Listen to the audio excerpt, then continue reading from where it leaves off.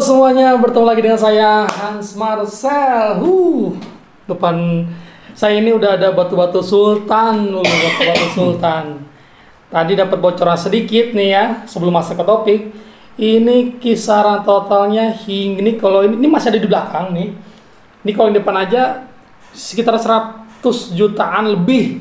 Tuh, nih bagi teman-teman yang lagi nonton ya channel YouTube saya ini yang saat ini ya, yang pecinta batu ataupun hobi batu akik mulia dan lain-lain, batu ginjal ya boleh.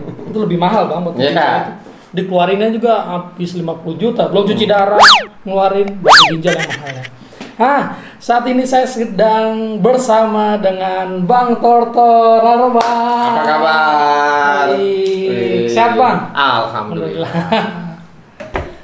Banyak banget di sini nih ya koleksi dari Bang Tortor. Saya waktu itu request ya sama Bang Tortor, Bang, ini banyak koleksi nih Bang, ada koleksi apa namanya kayu, pusaka, kayu, terus artefak. Nah, saya yang paling penasaran adalah batu mulia karena banyak banget nih yang mention ke saya Bang, WhatsApp. Coba dong lihat koleksi batunya Om Tortor. Nah, sekarang saya coba penuhi nih. Siap. Bang, ngomong-ngomong, kenapa sih Bang suka dengan batu Bang?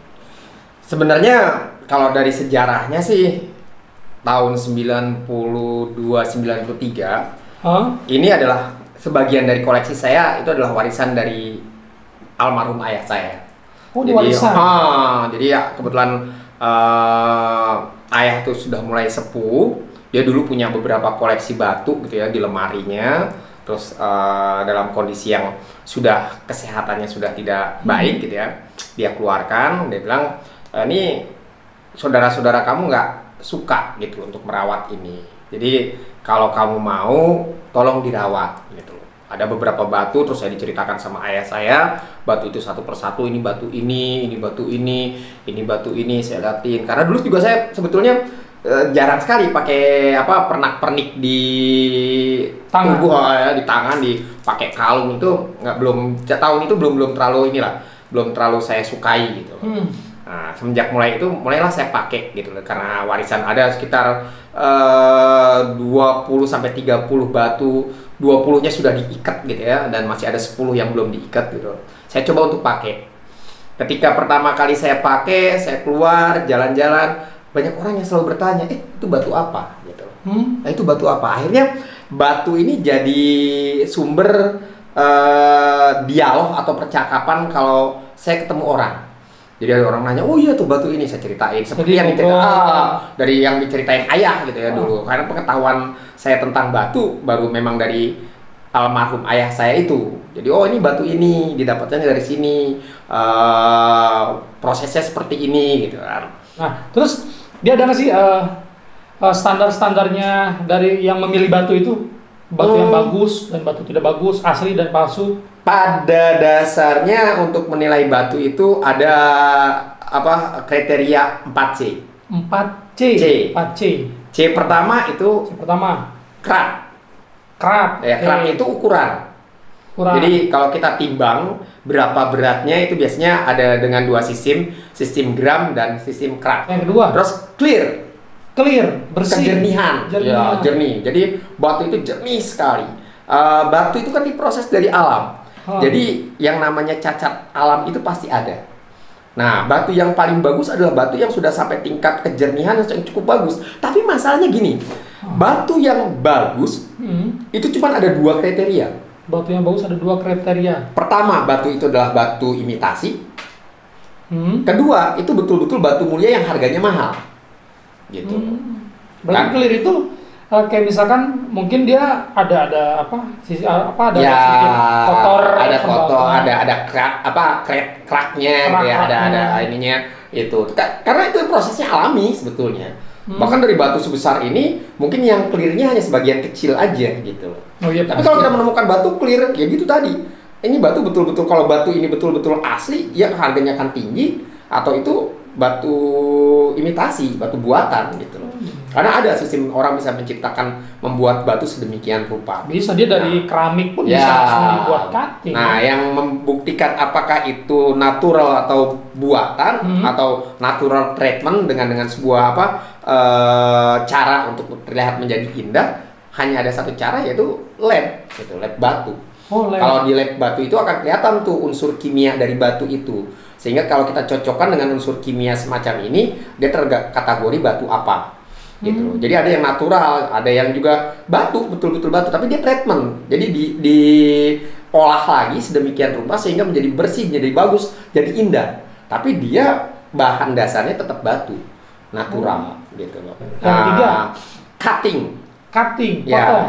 cara memotongnya, cara mengolahnya, cara membuat batu itu indah, gitu. Nah, cutting itu ada pada dasarnya juga cuma ada dua. Ada yang kubo, yang semacam Kubo. ini ya, Oh, yang kubo itu tanpa dia semacam kayak tempurung kura-kura, kura-kura. atau dia tidak punya sisi gitu ya. Oh, ini kubo. Nah. Jadi dia modelnya kayak tempurung. Ya, biasanya batu Kura-kura. akik lebih banyak menggunakan seperti ini juga. Ini Itu apa tuh? ini Oh, cubung.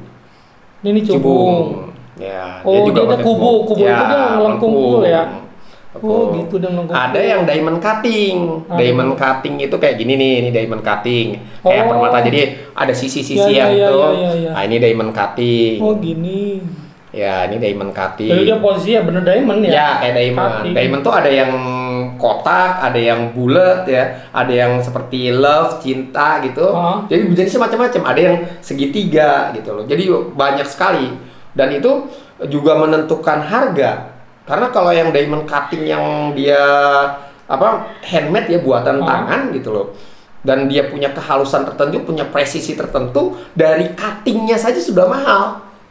Oh iya. Dari cuttingnya saja, belum dari bahan gitu loh. Iya benar-benar juga ya. Berarti dia tiap cutting si batu itu pun beda-beda ya kan? Ya. Ada yang cuttingnya full cutting Ya. banget, ada yang Ada atasnya yang rata, atas rata. dia mainnya di kanan kiri kayak gini. Hmm. Nah, oh iya. Gitu. Oh cutting. Nah sebenarnya apa semua batu itu bisa dibikin cutting ataupun dibikin kayak tempurung kelapa? Ya, sebenarnya pertama adalah batu-batu yang di cutting itu adalah batu-batu yang memang bisa memantulkan sinar. Contohnya Gitu. apa? Contohnya ya tadi kayak safir, ya. Safir. Terus jamrud, ya. Terus diamond sendiri, gitu kan? Itu dia kenapa? Karena dia punya ada lagi banyak jenis-jenis batu yang sifatnya kristal ya, setiap bening gitu. Dia punya kemampuan untuk memantulkan cahaya. Gitu. Nah, mantulkan cahaya itu, cahaya yang datang dan cahaya yang terpantulkan akan punya warna yang berbeda dari setiap jenis batu. Gitu loh. Ada batu namanya paparaca gitu ya. Paparaca itu dia akan keluar warna-warna khas paparaca yang hanya batu itu yang bisa mengeluarkan warna semacam itu. Ada ungu, ada merah-merah keping-pingan seperti itu. Kalau paparaca itu berarti mungkin yang nonton yang paham nih pasti tahu nih ya paparaca tuh. Nah itu kalau paparaca itu bagusnya dia apa? Dipotong ini? Dipotongnya potong diamond cutting. Diamond cutting. Nah, untuk batu-batu yang memang tidak bisa memantulkan cahaya gitu ya, dia biasanya digunakan dengan tadi yang kubo itu, yang melengkung itu ya, kayak tempurung kura-kura. Kenapa? Ya karena kalau di diamond cutting dia tidak berfungsi apa-apa, nggak akan terlihat gitu loh. Soal ada juga kan kalau misalkan kita potongnya dibikin kubo itu ada gambar yang akan keluar. Ya bisa. Terus ada namanya raster. Raster tuh ada kayak semacam air gitu ya. Seolah-olah ada air di dalamnya. Itu kembali lagi kepada jenis batunya sebetulnya. Jadi jenis batu itu menentukan bagaimana kita akan mengolah jadi bahan perhiasan gitu loh. Itu baru dari sisi batu yang dicincin kan. Karena batu itu juga banyak tipe-tipenya, bisa digelang, bisa dikalung gitu loh. Nah itu punya teknik sendiri bagaimana sebetulnya membuat batu itu menjadi menarik dan unik gitu. Nah itu cutting. Seninya itu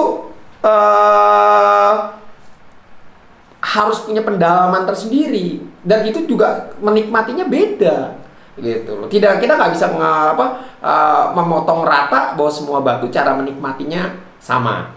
Nah terakhir Color, warna. Warna gitu loh. Warna itu sangat menentukan kealamiannya. Maka kenapa ada batu-batu yang di treatment? Karena kayak apa jamrut, kalau kita bicara jamrut khatulistiwa itu harus hijau khas jamrut. Tapi kadang-kadang kita punya dapat bahan jamrut yang hijaunya tidak sempurna. Nah itu bisa di treatment dengan cara hijau lagi. Iya kan menjadi hijau sempurna. Tapi kalau kita di lab nanti akan keluar tuh treatmentnya gitu loh. Apa nih pengolahannya sampai seperti ini alami, hijaunya alami atau treatment. Makanya laboratorium batu itu sangat sulit untuk dibohongi karena laboratorium batu itu pun kredibilitasnya dari bagaimana cara dia menilai. Kalau dia tidak menilai secara kredibel gitu, dia memalsukan memo atau memalsukan sertifikatnya, maka banyak orang juga nggak akan percaya sama laboratorium itu. Jadi bahkan kalau kita mau mencari sudah transaksi batu yang nilainya tinggi, jalan satu-satunya adalah tetap laboratorium hasil lab.